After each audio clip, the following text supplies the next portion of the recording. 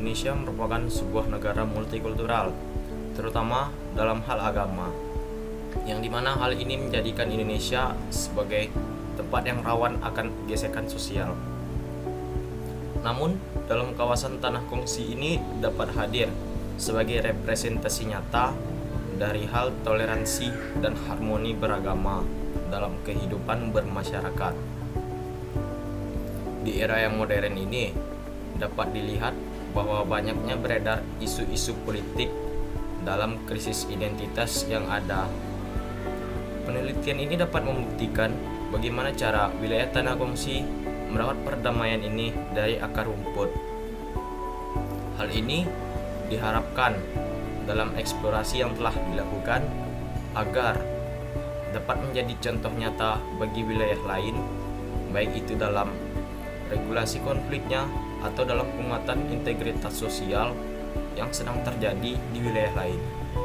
Kesempatan kali ini, saya akan menjelaskan mengenai rumusan masalah dari penelitian kami. Yang pertama, bagaimana bentuk artikulasi toleransi beragama dalam kehidupan sehari-hari di kehidupan warga di Tanah Kongsi.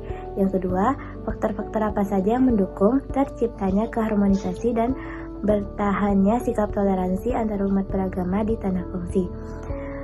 Selanjutnya yaitu tujuan penelitian.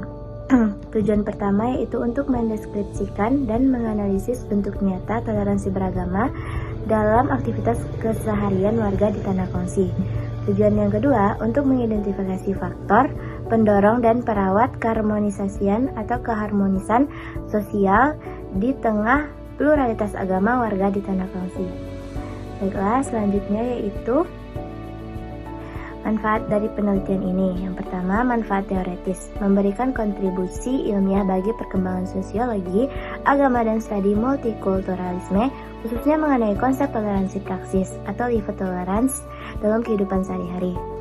Selanjutnya, manfaat praksis menjadi bahan refleksi dan referensi bagi pembuat kebijakan, tokoh, atau masyarakat dan generasi muda dalam merawat kerukunan umat beragama di Indonesia.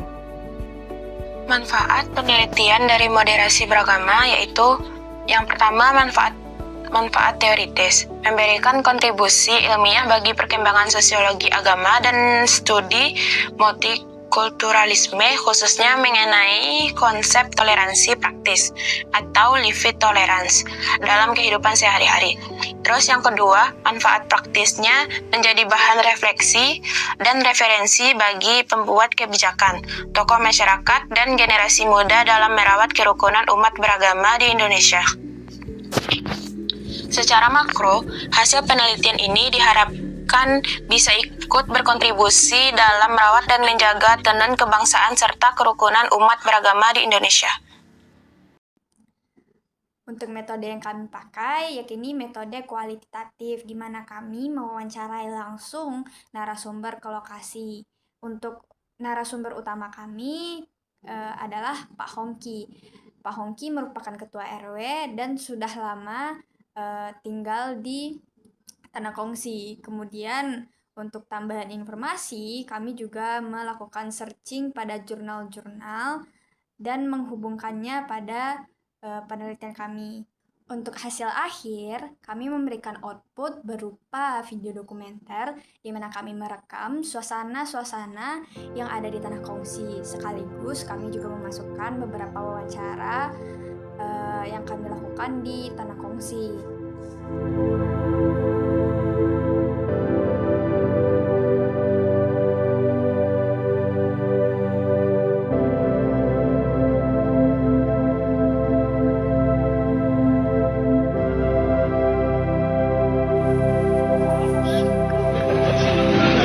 Berarti yang awalnya tercipta nama Tanah Kongsi ini artinya emang yang berbeda-beda di dalamnya gitu ya? Yang jualan itu macam-macam. Yang orang Cinanya ada jual ikan, ada jual daging. Yang orang Minangnya juga ada. Jadi kalau sekarang yang jual daging kayaknya jarang ya orang Cinanya. Nah, banyak kan orang Minang, yang paling top kan orang Solo ini kan apa namanya, asal jual daging tuh orang sana begitu. Dia di bawah Solonya dulu pas saya dulu.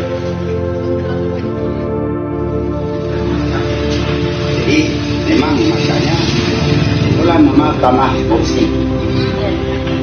Karena itu mereka bersih-bersih kita tidak pasang. Terus kalau ada di sini mungkin tanggal 27 nggak salah saya Idul Adha kan? Iya, Iya Pak. Pemotongan hewan. Terlibat semua kali masyarakat sini.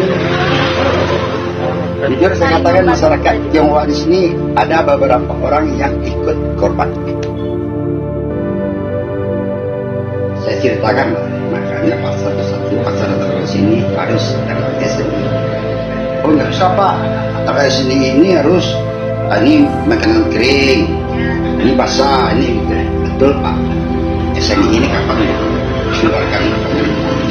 Oh betul pasar ini Pak dari zaman dulu mungkin 100 tahun sudah begini Pak.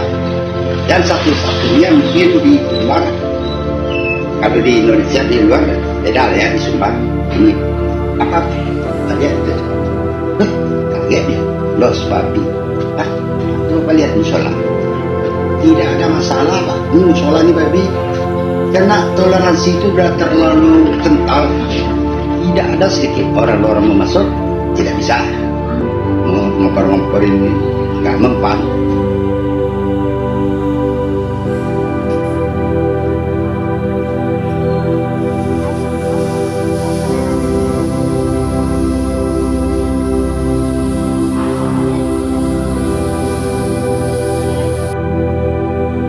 Jadi ada perkumpulan sini Tionghoa ya, kalau di ini keluar sebelah kanan dikit itu HBT, himpunan bersatu lurus lagi di Ganteng Lama itu HTT, himpunan Jembatan.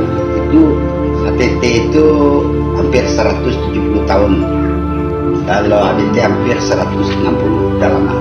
Itu bergerak di bidang sosial, budaya, dan pemakaman. Nah yang masuk yang anggota itu yang penting dia Cina. Mungkin familiar saya nama bela-bela agama Islam, nggak apa-apa.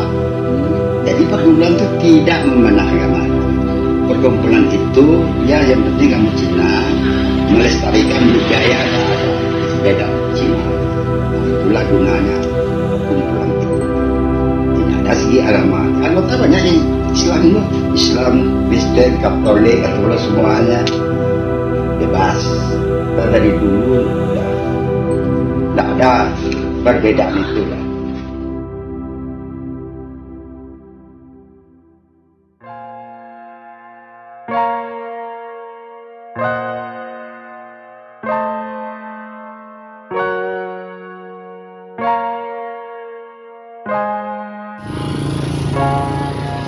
Ada himpunan keluarga Likwe. Sumpah asli ini.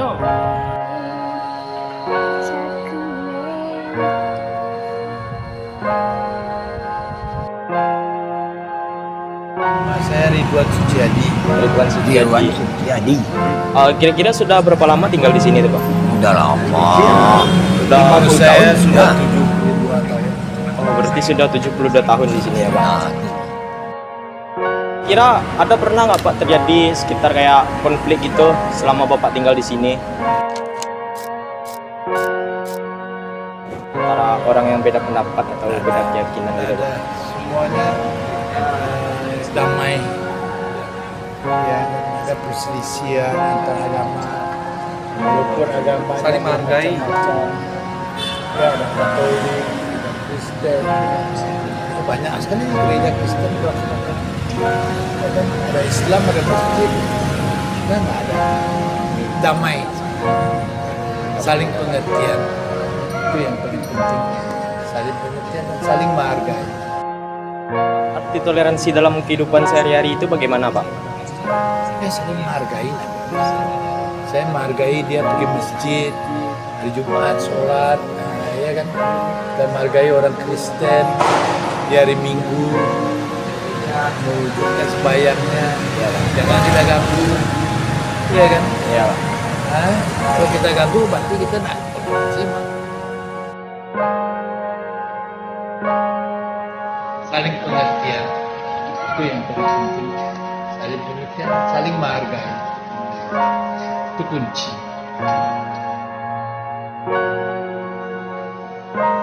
Jadi perlu pembangunan karakter untuk anak-anak muda zaman sekarang. dari orang tua ke anak. Betul. Itu yang pertama. Walaupun di sekolah dibimbing, tapi lebih bagus.